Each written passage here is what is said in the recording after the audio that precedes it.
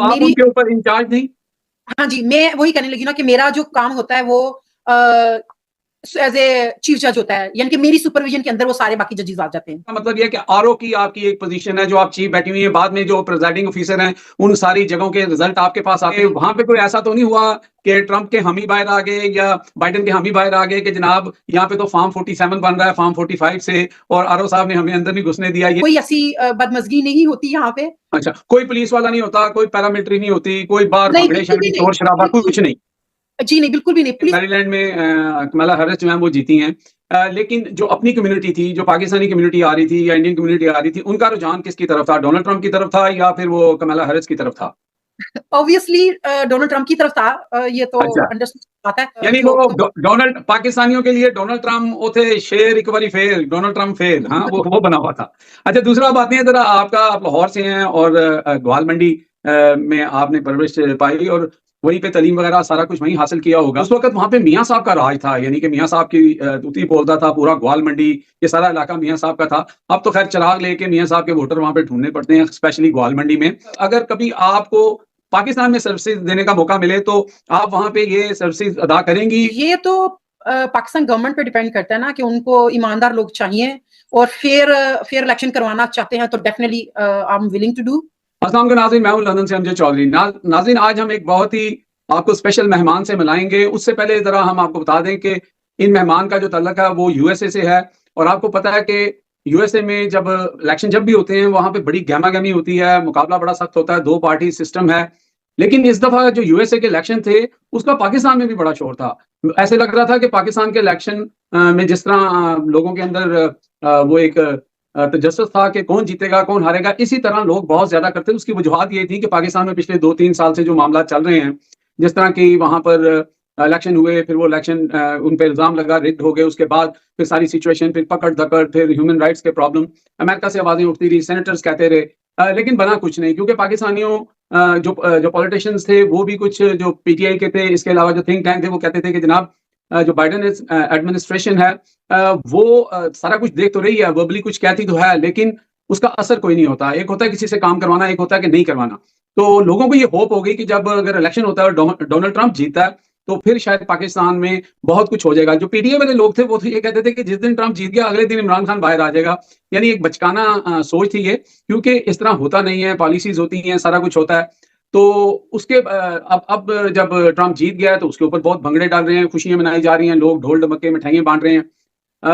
Policies नहीं change होंगी, लेकिन ये जरूर होगा कि जिस तरह बाइडेन एडमिनिस्ट्रेशन ने अपने आंख कान बंद कर रखे थे, अब शायद अगर पाकिस्तान में ज्यादा मजालिम होंगे तो जो ट्रंप की एडमिनिस्ट्रेशन है उसके साथ जो यहाँ पे ओवरसीज पाकिस्तानी है वो बात करेंगे तो मामलात कुछ और होंगे। लेकिन आज जिन मेहमान से आपको हम मुलाकात करवा रहे हैं, जिनसे जो इस वक्त हमारे मेहमान हैं हिटलिस्ट टीवी के, उनका नाम है सायरा भट्ट। और ये वो मैं समझता हूँ कि पाकिस्तान को खुशी भी मनानी चाहिए, लाहौर वालों को बिलखसूस, और उसके साथ साथ ग्वाल मंडी वालों को, कि सायरा भट्ट साहब जो हैं वो माशाल्लाह प्राइड है पाकिस्तान का, लाहौर का, ग्वाल मंडी का। क्योंकि सायरा भट्ट साहब ने इस इलेक्शन के अंदर जो है वो चीफ जज का जो किरदार अदा किया है, जो पिछले 15 साल से ये इलेक्शन जब भी होते हैं वहां पर, तो ये वहां पर ये अपनी खदमात जो हैं वो फराहम करती हैं। अब इनके नीचे कितने लोग थे, मैंने जो सुना है वो 20 लोग, जो 20 जजेस इनके नीचे काम कर रहे थे। बाकी डिटेल्स हम सायरा भट्ट साहबा से पूछेंगे, लेकिन इस वक्त पहले तो मैं उनको इस बात पर मुबारकबाद देता हूँ कि उन्होंने पाकिस्तान का नाम रोशन किया, लाहौरियों का नाम रोशन किया, कि आपको एक कितनी बड़ी जिम्मेदारी। और फिर आप जो, क्योंकि मेरा भी इलाका बिल्कुल नजदीक है, ग्वाल मंडी के नेबर्स हैं हम, और वहां से आप अमेरिका गए और फिर जाके इतनी इज्जत और इतनी तकरीम। तो अस्सलाम वालेकुम सिस्टर। वालेकुम अस्सलाम, कैसे हैं आप? जी मैं बिल्कुल ठीक हूँ। मेरा इंट्रो थोड़ा सा लंबा हो गया क्योंकि उसका थोड़ा सा बैकग्राउंड बताना जरूरी था। तो आप बताएं कि आपने जो, अभी भी आप ड्यूटी पे हैं, आप बता रही थी मुझे ओवर द फोन के, अभी जो पोस्टल बैलेट्स हैं वो आ रहे हैं, तो अभी आपका जी, काम खत्म नहीं हुआ? अभी जो चल रहे हैं वो कैनवसिंग चलनी है, क्योंकि जो ऑफिशियल रिजल्ट होता है वैसे तो सिस्टम में आ गया कि वो लोग जीत गए हैं, लेकिन जो छोटी कबीना होती है उनके नीचे अंडर कबीना होती है, तो उन सब का वो जो रिजल्ट ऑफिशियल रिजल्ट आता है वो 15 नवंबर को आएगा, जो कि लास्ट डे है कैनवसिंग का। आप बताएं कि ये चीफ जज जो आप बनी है वहां पर और आपके नीचे 20 मजीद जजेस, ये इसके बारे में जरा आवाम को बताएं कि किस तरह आपको ये जो है उन्होंने ये जिम्मेदारी दी और आप इतनी बड़ी जिम्मेदारी को निभाती रही। इसके बारे में बताएं। शुक्रिया बहुत बहुत। मुझे एक्चुअली ये करते हुए तकरीबन 20 साल हो गए हैं। मेरी जो ड्यूटी होती है, हम 2 चीफ जजेस होते हैं, जिसके नीचे 20 से 22 24 लोग भी, डिपेंड करता है कि पोलिंग प्लेस का जो एरिया है वो कितने एरिया को कवर करता है। तो उस लिहाज से इसमें से तकरीबन 6 जो हमारे होते हैं वो चेकिंग जजेस होते हैं। बाकी जो होते हैं 2 प्रोविजनल जजेस होते हैं, जो सिर्फ उन लोगों को लेते हैं जो प्रोविजनली आउट ऑफ एरियाज से वोट कास्ट करते हैं। बाकी जो जजेस वो रेस्ट ऑफ द रूम जो होता है, जिसमें आ जाता है कि हम लोग जब कैस्ट करने होते हैं, बैलेट मशीनों के अंदर जाने होते हैं, उसको काउंट करना, लोगों को गाइड करना कि आप यहाँ पे जाके मतलब कास्ट करें। जो उनका बॉक्स बना होता है जिसमें जाके उन्होंने बैलेट जो है वो कास्ट लिखना होता है, अपना जो पेपर वर्क फिलअप करना होता है। एक होता है BMDs, जिसमें बैलेट मार्किंग डिवाइस, जो कि मशीन कंप्यूटर के थ्रू टचिंग स्क्रीन के जरिए भी लोग बैलेट मार्क कर सकते हैं। जिनके वो लोग जिनके स्मूथली वो पेपर को फिलअप नहीं कर सकते, वो मूव कर जाते हैं, क्योंकि वो बॉक्स होता है उसको फिलअप करना होता है सिर्फ। तो फिर वो क्या करते हैं, वो BMD यूज करते हैं, बैलेट मार्किंग डिवाइस। तो वो स्क्रीन को टच करते हैं, ऑटोमेटिकली उसका वो पेपर पे आ जाता है, उनका प्रिंट किया हुआ। तो इसका टोटल तकरीबन 20 से 24 लोग होते हैं हम लोग जो पोलिंग प्लेस पे काम करते हैं। तो आप उनके ऊपर इंचार्ज नहीं? हाँ जी, मैं वही कहने लगी ना कि मेरा जो काम होता है वो एज ए चीफ जज होता है, यानी कि मेरी सुपरविजन के अंदर वो सारे बाकी जजेस आ जाते हैं। अगर मैं इसको थोड़ा सा क्योंकि पाकिस्तान में ओब्वियसली जो पहली दफा लोग सुन रहे होंगे कि अमेरिकन इलेक्शन जो सिस्टम है वो किस तरह काम करता है, जस्ट लाइक अ प्रिजाइडिंग ऑफिसर। मैं प्रिजाइडिंग ऑफिसर तो आपके नीचे हो गए। इसका मतलब यह है कि आरओ की आपकी एक पोजीशन है, जो आप चीफ बैठी हुई है। बाद में जो प्रिजाइडिंग ऑफिसर हैं, उन सारी जगहों के रिजल्ट आपके पास आते हैं, फिर वो कंपाइल होके फिर आप जाके जो अथॉरिटीज है जमा वहां पे आप करवाती हैं। हाँ जी, मेरी रिस्पॉन्सिबिलिटी होती है कि मैंने उनको जब वहां जाके बोर्ड ऑफ इलेक्शन में तो फिर पाकिस्तानी लिहाज से जी, पाकिस्तानी लिहाज से आप आरो हुई। तो अब यहाँ पे थोड़ा सा मैं एक और सवाल करता चलूं आपको कि वहां पे कोई ऐसा तो नहीं हुआ कि ट्रंप के हामी बाहर आ गए या बाइडेन के हामी बाहर आ गए कि जनाब यहाँ पे तो फॉर्म 47 बन रहा है फॉर्म 45 से, और आरो साहब ने हमें अंदर नहीं घुसने दिया, ये नहीं करने दिया, यानी इस तरह का कोई मजाक नहीं है वहां पर? नहीं, यहाँ पे बड़े स्मूथली चलते। यही हमारी ड्यूटी होती है कि जो इलेक्शंस हैं वो फेयर हों, हमारी रिस्पॉन्सिबिलिटी फेयर हो। और दूसरा ये होता है कि कोई ऐसी बदमजगी नहीं होती यहाँ पे।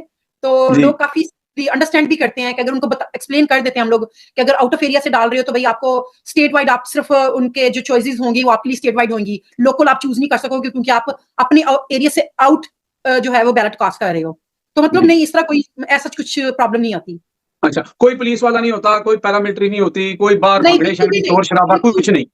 जी नहीं, बिल्कुल भी नहीं। पुलिस वाले हाँ राउंड लगाते हैं, उनकी ड्यूटी होती है कि वो आके सिर्फ पोलिंग प्लेस को सिर्फ राउंड लगा जाए, चेक कर लें, मेक श्योर कि एवरीथिंग इज गोइंग प्रॉपरली। तो बस वो आते हैं, साइन इन करते हैं, क्योंकि जो भी विजिटर आता है हमारे पास उसको मुझे रिपोर्ट करना होता है।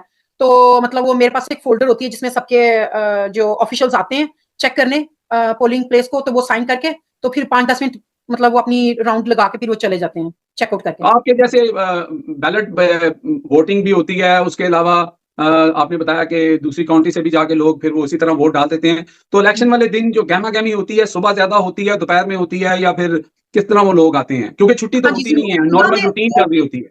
बिल्कुल, क्योंकि हमारी जो वोटिंग शुरू होती है 7 बजे हमारी शुरू हो जाता है, लाइक वोट कास्ट करना। हम लोग तकरीबन 5:30 बजे 7 o'clock in the morning till 8 in the evening. So 13 our जो हमारी जो चलता है वोटिंग प्रोसेस। हम लोग जो जाते हैं, हम लोग 5:30 बजे हम लोगों को पोलिंग प्लेस से पहुंचना होता है, क्योंकि हम लोगों ने सारी जो डिवाइसेस होती हैं वो ओपन करनी होती है, हर चीज को सेटअप रखना होता है बिफोर 7 o'clock। अच्छा, आप जो है वो न्यूयॉर्क के पास जो बाल्टीमोर है वहां पे इलाका जो है, उस इलाके में आप एज ए चीफ जज हैं, और उधर से जीता कौन है? हाँ, जीता कौन है? यहाँ से तो कमेला हैरिस ही जीती है, क्योंकि ये डेमोक्रेटिक स्टेट है।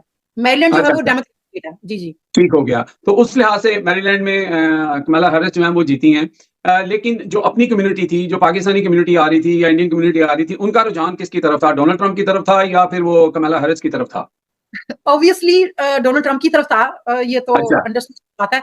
लेकिन मिक्स थे लोग, मतलब यानी वो डोनाल्ड, पाकिस्तानियों के लिए डोनाल्ड ट्रंप वो थे शेर एक बारी फेल, डोनाल्ड ट्रंप फेल। हाँ, वो बना हुआ था। अच्छा, दूसरा बात नहीं है, जरा आपका, आप लाहौर से हैं और ग्वाल मंडी में आपने परवरिश पाई और वहीं पे तालीम वगैरह सारा कुछ वहीं हासिल किया होगा।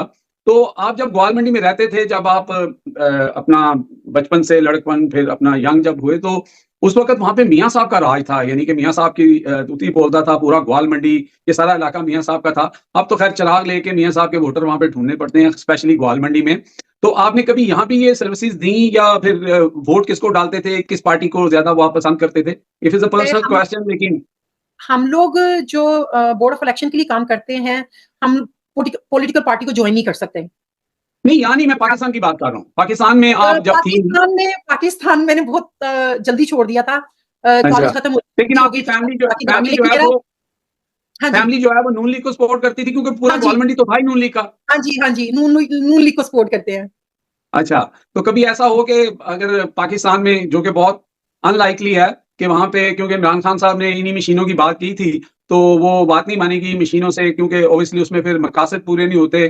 फॉर्म 45 जो है वो 47 नहीं बन सकता। अब तो हमने बहुत कुछ देख लिया, लेकिन अगर कभी आपको पाकिस्तान में सर्विसेज देने का मौका मिले तो आप वहां पे ये सर्विसेज अदा करेंगी? क्योंकि वहां पे तो फिर ऑब्वियसली इतना स्मूथ चीजें नहीं होती हैं, या आप जैसे लोगों की जरूरत है वहां पर?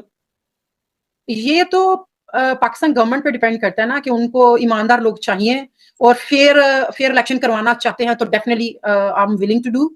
लेकिन ये है कि लेकिन यहाँ पे बस कोई एक तो ये है कि आपने अपनी जो जिम्मेदारियां थी एज ए चीफ जज, वो बड़े अच्छे तरीके से आपने, वो वीडियो भी आपकी हैं, हम चलाएंगे बीच में, किस तरह वो स्मूथली वो चीजें हो रही हैं। और as a one Pakistani lady, एक डिफरेंट रीजन से आई हुई, माशाल्लाह हिजाब किए हुए खातून जो है वो वहां पे घुरे आ रहे हैं, डाल रहे हैं, किसी ने आपको कोई ऐसी पर्सनलाइज कोई चीज नहीं है, आपको वो रिस्पेक्ट ऑनर उन्होंने उसी तरह दिया? बहुत ऑनर देते हैं, और उनको लगता ही नहीं है कि मतलब एक डिफरेंट नेशनलिटी से मैं ताल्लुक रखती हूँ। यहाँ पे किसी को भी कोई फर्क नहीं पड़ता कि किस एथनी से वो ताल्लुक रखता है इंसान, बस वो देखते हैं कि उसको काम कितना आता है, दैट्स इट। अच्छा, वो मुझे आपकी जो आपको जिम्मेदारियां दी गई हुई थी एज ए चीफ जज की, क्योंकि आपका आरओ का जो है वो स्टेटस बनता है, तो आपने अभी बात की कि ईमानदारी से अगर कोई काम करवाना चाहता है तो ईमानदारी से, तो हम ईमानदारी से करेंगे। तो यहाँ जो अभी यास्मीन राशिद साहिबा के बारे में बताया जाता है कि वो जीती हुई थी, लेकिन मुबैना तौर पर जो है वो धांधली करके तो फिर नवाज शरीफ साहब को ये सीट दिलवा दी गई। उसमें ये हुआ कि आप ही की तरह के एक आरओ जो थे वो बड़े ईमानदार थे, लेकिन वो अपनी ईमानदारी को आपकी तरह बयान नहीं कर सके। उन्होंने बीमारी कर ली अपने आप को, तो रात को वो 12 बजे बीमार हुए। रिजल्ट वाले दिन की बात कर रहा हूँ आपको, 8 और 9 फरवरी की दरमियानी रात को। तो रात 12 बजे जो है वो आरओ चेंज हो गए। तो यहाँ पे तो फिर ईमानदारी जो है वो फिर या तो खुडे लाइन लग जाती है, तो या फिर वो इसी तरह ईमानदारी वहां पे मुश्किल हो जाता है। बिल्कुल बिल्कुल सही कहा आपने। तो लेकिन हमारे यहाँ पे बिल्कुल ईमानदारी से होते हैं। मुझे तकरीबन 20 साल हो गए हैं। अक्सर क्वेश्चन यहाँ पे पाकिस्तानी ज्यादातर होता है, उनके कॉन्सेप्ट, क्योंकि उनका जो एक्सपीरियंस होता है वो पाकिस्तान की तरफ से होता है। तो अक्सर कभी हो ना, कोई पाकिस्तानी मिले मुझे तो पूछते हैं कि आया यहाँ पे आप काम करती हैं अंदर, आया फेयर होते हैं? तो उनको मैं यकीन दिलाती हूँ कि वाकई फेयर होते हैं, यहाँ पे फेयर इलेक्शन होते हैं।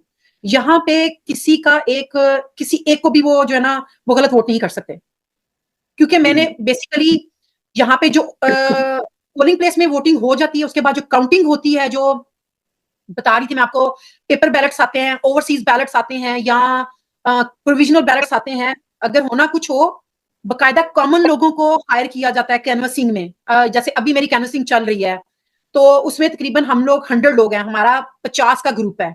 एक टेबल पे 2 लोग बैठते हैं और उनका ताल्लुक डिफरेंट पार्टी से होना चाहिए। यानी कि अगर मैं डेमोक्रेटिक हूं तो मेरे साथ रिपब्लिकन या अनफिलिएटेड पर्सन बैठाएंगे, ताकि हम लोग जो कोई भी ऐसा लगुना नहीं छोड़ते वो लोग, जहां पे जरा सी भी कोई शुबूको शुबात आ सके। एक फेयर तरीके से यहाँ पे इलेक्शन होता है और उसको फिर लोग उसी तरह एक्सेप्ट भी कर लेते हैं। जिसकी शायद आपने सुना हो, कमेला हैरिस ने राइट अवे उसी टाइम ये नहीं कहा कि धांधली हो गई पाकिस्तान की तरह, कि मैं नहीं विन किया तो अगला विन कर गया तो धांधली है। नहीं, उसने एक्सेप्ट किया। मैरीलैंड से वो उनमें थोड़ा सा खून इंडिया का है, वो हमारे अंदर जो जीन्स हैं धांधली का शोर मचाने वाले वो हैं उनमें थोड़े से, लेकिन फिर भी नहीं, उन्होंने राइट वे उसकी स्पीच आ गई थी कि उसने एक्सेप्ट किया है, उसको मुबारकबाद दिया है ट्रम्प को। कमेला हैरिस जो हमारे ये जो बात ये है कि ये उनकी एक लेगेसी है यूएसए की, यहाँ यूनाइटेड अमेरिका की और इंग्लैंड की। यहाँ पे भी जमहूरियत जो है वो 1235 में जब किंग जेम्स को, ये मेरे बिल्कुल घर के नजदीक है, ये जो यहाँ पे मैग्ना कार्टा है जहाँ से ये सारा जमहूरियत का सफर शुरू हुआ था। तो अब ये लोग जो हैं वो पंजाबी में कहते हैं नाम बटे ने ताम बटे ने। इन लोगों ने लाजमी सी बात है इन चीजों को रखना है, और अगर यहाँ पे भी धांधलियां होंगी और यहाँ पे भी ये होगा, ये धांधली वाला जो देश का है ना, उन्होंने हम जैसे थर्ड वर्ल्ड कंट्रीज के लिए रखा हुआ है। वहां पर धांधली ना भी हो तो जीतने वाले को भी जो है वो खुडे लाइन लगा दिया जाता है। जैसे इमरान खान साहब सब जानते हैं कि इलेक्शन वेलमोमिंगली वो जीते हुए थे, रात को रोका गया सारा कुछ, ये सारा जो है रिजल्ट रुके, तो उसके बाद फॉर्म 45 की जगह फॉर्म 47 पैदा हो गया। तो इसलिए ये हम जैसे लोगों के लिए है, क्योंकि ऑब्वियसली अगर हमारे यहाँ पे जमहूरियत आ जाएगी, फिर इलेक्शन होंगे, लोग अपनी हक़े रायदही जो है वो फ्रीली इस्तेमाल कर सकेंगे, तो फिर हम आज़ाद हो जाएंगे, और जब हम आज़ाद हो जाएंगे तो फिर हम तरक्की करेंगे, तो जब हम तरक्की करेंगे तो हमें भीख नहीं मांगनी पड़ेगी, तो जब भीख नहीं मांगनी पड़ेगी तो फिर चौधरी साहब तो फिर कोई चौधरी नहीं है ना, फिर तो कहने ने वो किसी ने कहा था कि भाजी दो ही चौधरी ने, एक तुसी ते एक मैं, तो उसने कहा फिर तुसी भी की हो मैं ही मैं। तो आप लाहौर की हैं तो थोड़ी सी पंजाबी भी मैंने कहा साथ दे दें। जी, जी, बहुत जी, शुक्रिया जी, सायरा भट्ट साहबा, आपसे बात करके बहुत अच्छा लगा।